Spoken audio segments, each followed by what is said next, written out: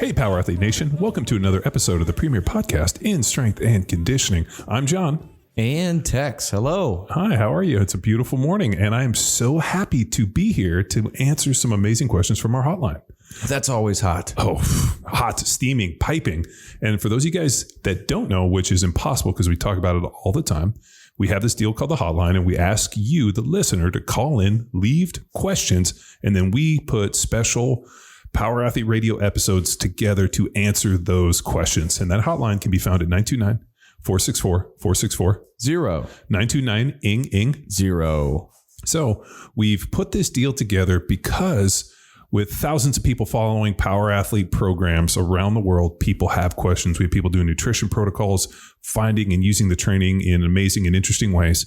And invariably, we can't answer every single question on the feeds, but we do.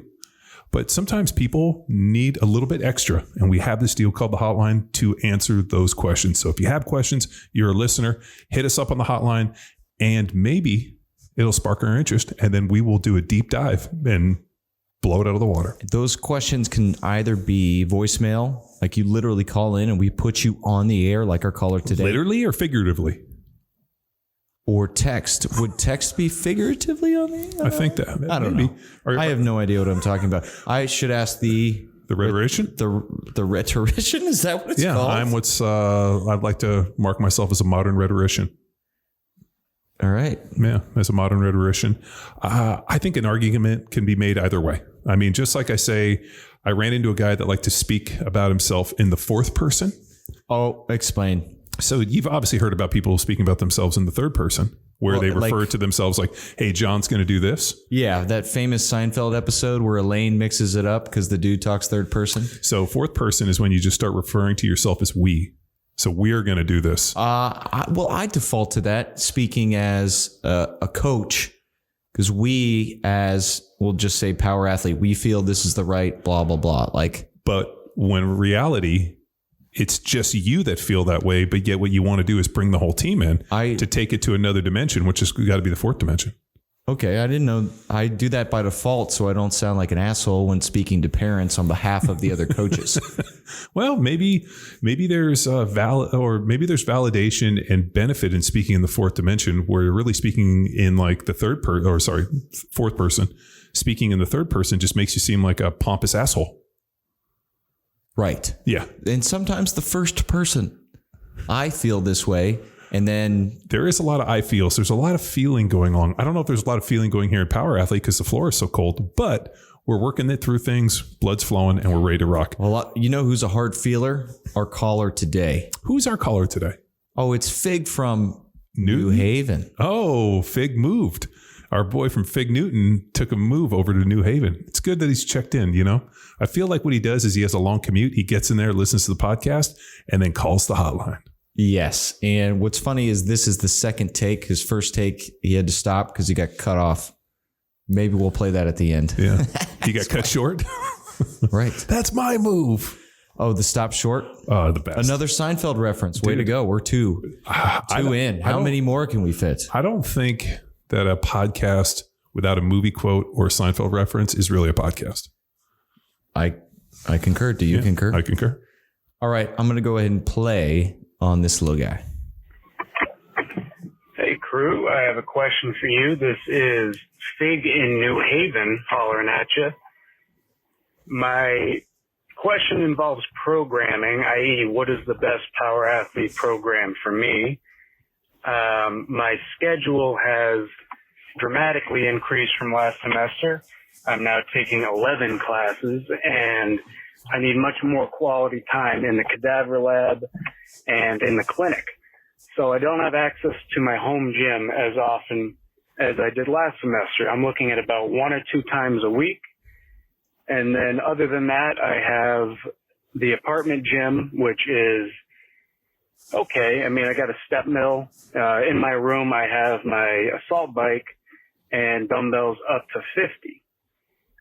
So if you were me, if your toes were in my shoes, limited time, need maximal return, what would you do? Bye. Interesting. I'm glad to know that Fig has moved over to New Haven, but I think it's very, very real problem that people are running into. And this is not this is not an uncommon problem, and a problem that we've dealt with for a number of years. People have things like school, new parents, 50, 60 hours a week in jobs, travel, all the other things that really just get in the way of your training experience. And years ago, I designed this program called Grindstone. You could find it at powerathletehq.com/Grindstone.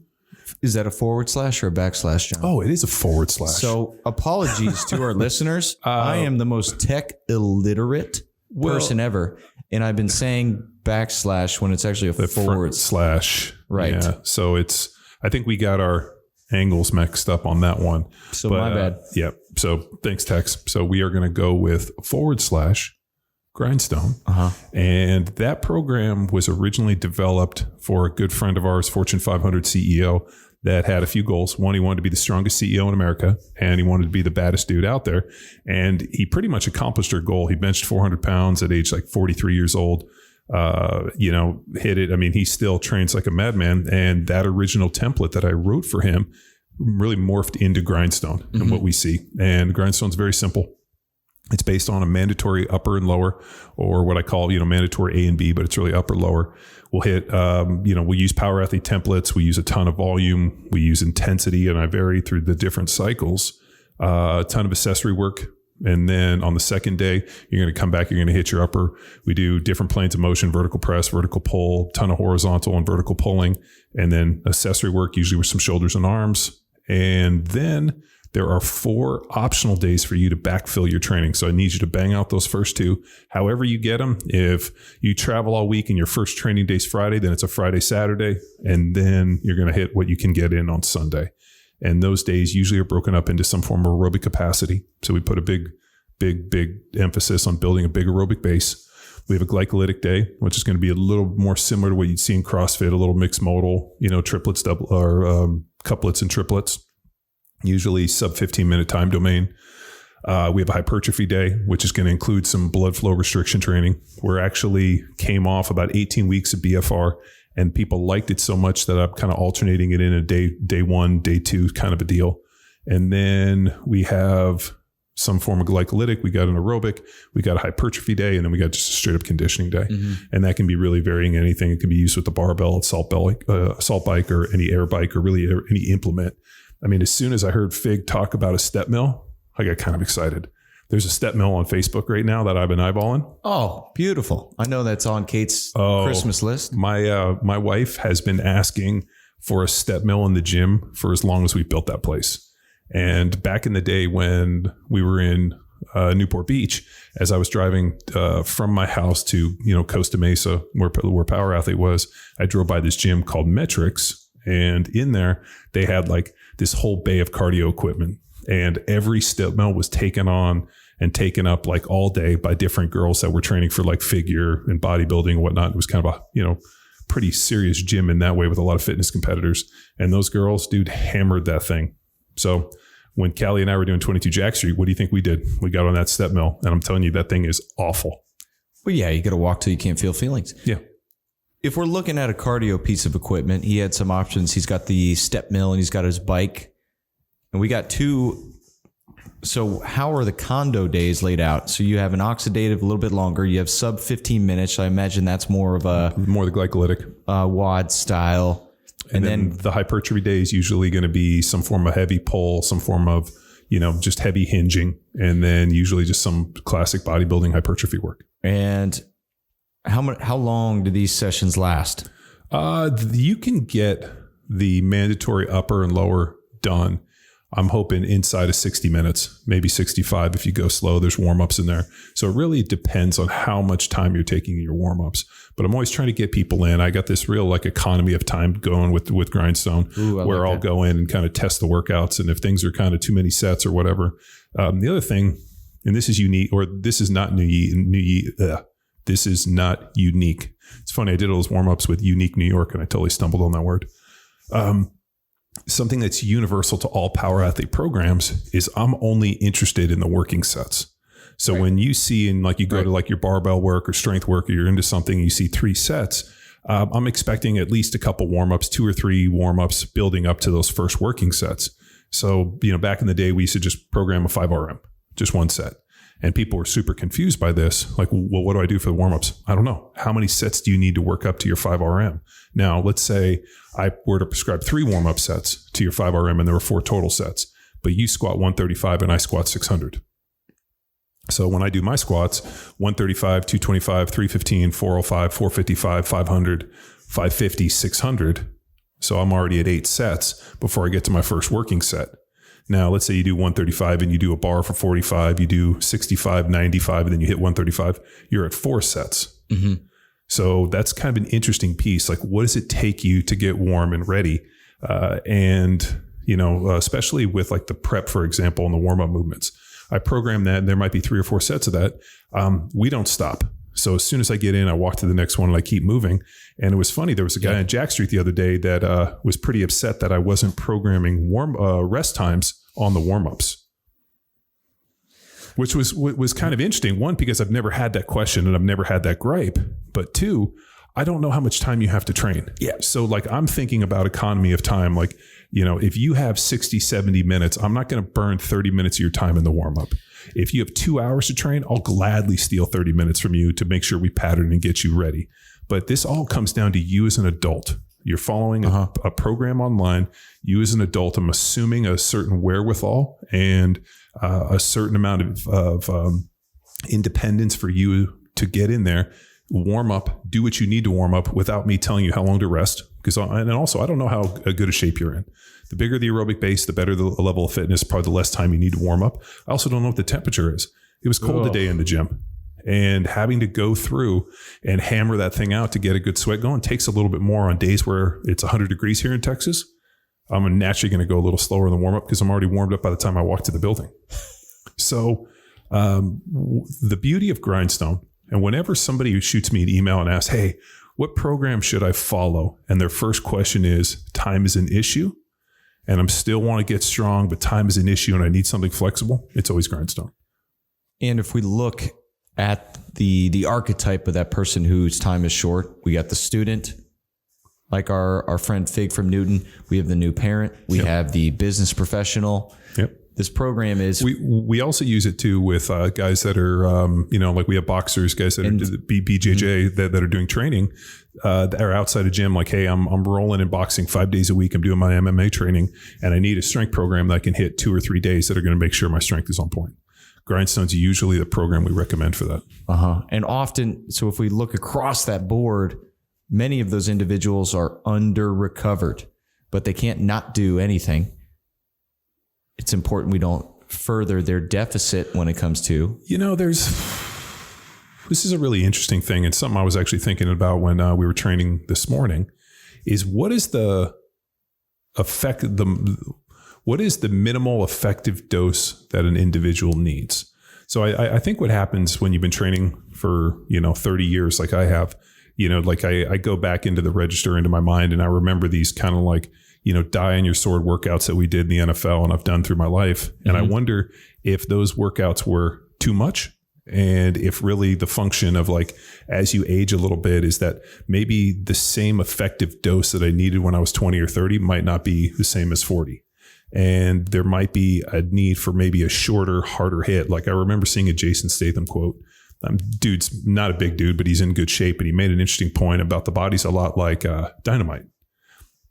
If you plant dynamite and you have a charge and you kind of tap it a little, it's not going to go off. But if you hit it really hard with a hammer once, it'll explode. And I always thought that was an interesting thing. Whereas I feel like volume a lot of times is just a lot of hammer strikes where sometimes you just got to smash it. And, if you look at like Mike Metzner and Dorian Yates and a lot of those guys' programs, they were one set to failure. Hey, you're going to do all this warm up and build up into one maximal all intensive set that once you hit all your concentric failure, now you're going to go to eccentrics. You're going to have a partner driving you past what you thought was possible. While that's not necessarily feasible for a lot of people training in a garage gym with a barbell setting. But there is something to be said about building up to one set and really just understanding, getting your work done and then getting home and really focusing on recovery. I remember reading an article years ago about Dorian Yates, who would, by the time his whole training clock was 60 minutes and he would do that 4 days a week.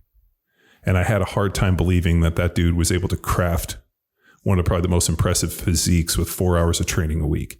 It's like that 4-hour work week guy. Yeah. What's his face? I think what Yates was talking about was 60 minutes total of work. He was probably in the gym for 3 hours, doesn't count as warm-ups.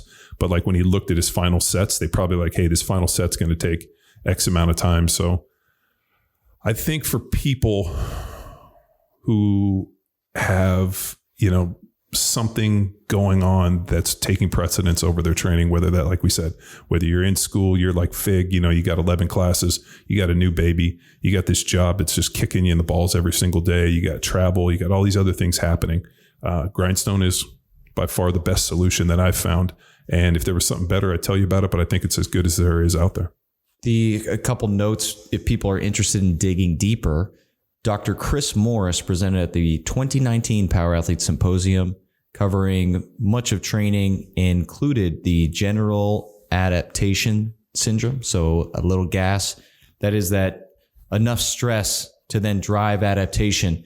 While he's working with some Division I football players at University of Kentucky, he's still applying this principle as we would set up the athletes on Grindstone that have a little less demanding performance-wise, but more demanding lifestyles. Well, the thing which is also great about Grindstone is there's enough testing in there. There's enough stuff where it's like, hey, you got 15 minutes, give me max sets. I mean, we're testing enough in there with rep maxes and doing some compensatory acceleration work and jumps and whatnot to train, not only just maximally, but optimally, and still continue to train like an athlete. I think all too often, as people's programs, they tend to age, it becomes less athletically based.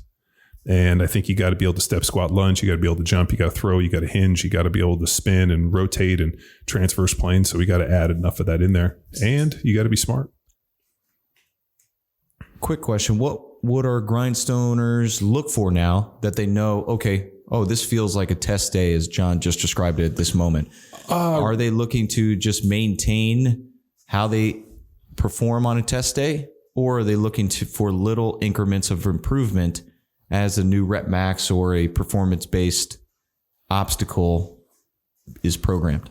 I think Dave Hoff, who was one of the powerlifters out of Westside, made a really interesting comment where he said, I make a living on 5-pound PRs. If I can go into every meet and make a 5-pound PR, I'll basically be the world champion. I'll be the strongest dude on the planet.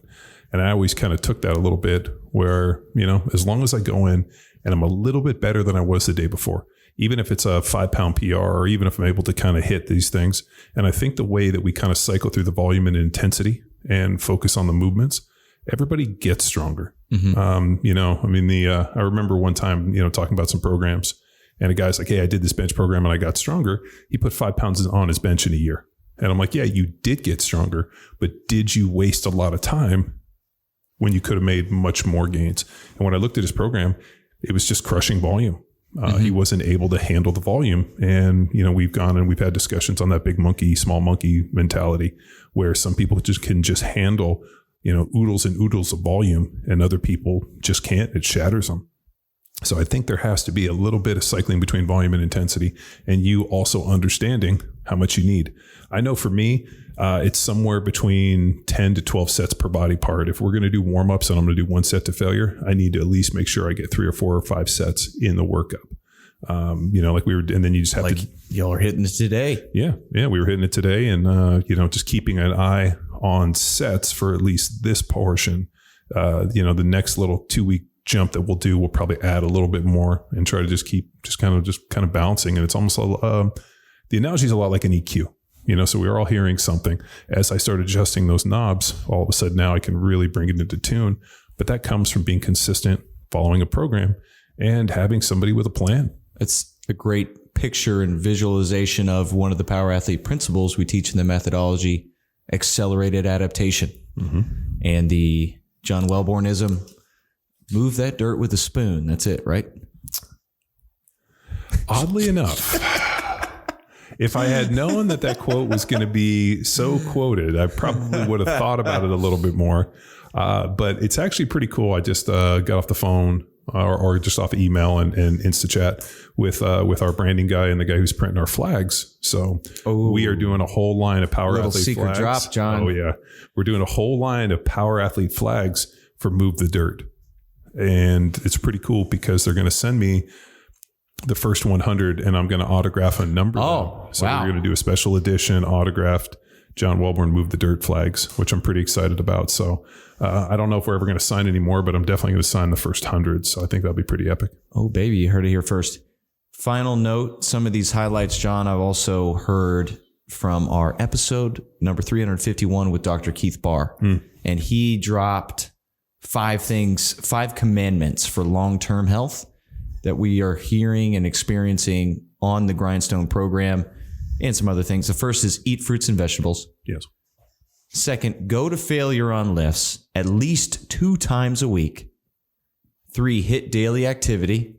Very Grindstone-esque. Number 4, go hard to the out of breath point at least 1 time a week. Yep. See that on Grindstone. And finally, never, I think this was for you, John, at this moment in time, never immobilize anything. So I guess with the warm-ups we're included in our Grindstone program, we're hitting all 5 of these and assuming that you're eating your fruits and vegetables, eating your vitamins, and saying your prayers. Hulkamania style. Yeah, no, that Keith Barr podcast has still been one of our best performers, and actually one I go back and listen to. And I've implemented a bunch of stuff from that podcast. If you guys aren't familiar with that one, that's episode 351. The inclusion of drink or making or putting collagen in my shakes every day to try to increase tissue quality for my shoulder, I think has been helpful. And then also doing a mix of loading and shear for my shoulders. So pretty excellent podcast. If you guys have a time, go back and listen to that one. Yes. All right, Fig. Asked and answered. And all of you wondering about Grindstone, I believe we laid down a great foundation of what you'll experience on there. 2 mandatory days, 4 optional days of what you're feeling, what you have time for. And John, it's delivered all on Monday on our Train Heroic calendar. And you have the opportunity to personalize it for your training day. Yeah. I mean, in the years past, I would load always the mandatory days on Saturday and Sunday, and then I would just backfill and have the days like Wednesday was an aerobic day. And the reason being is the original template was written with, hey, Saturdays, Sundays are always open. Yeah. So I need those theoretically longest, most, you don't have to work. But when Train Heroic added the functionality of being able to move workout days around, all of a sudden now we weren't constrained with that anymore. So we just loaded all of the days on Monday. And then we just allow people that are following Grindstone to kind of add wherever they're going to go. If they're going to bang it on Monday, they execute it, and then they'll move the next day and just kind of move it. So a little Minority Report. Oh, I love it. And of course, Tom Cruise must be mentioned. That is the Power Athlete Radio principle, at least once an episode. Yeah. I'm not mad about it. All right, Fig, asked and answered. John, where do people go if anyone else has a question about training, nutrition, or just life?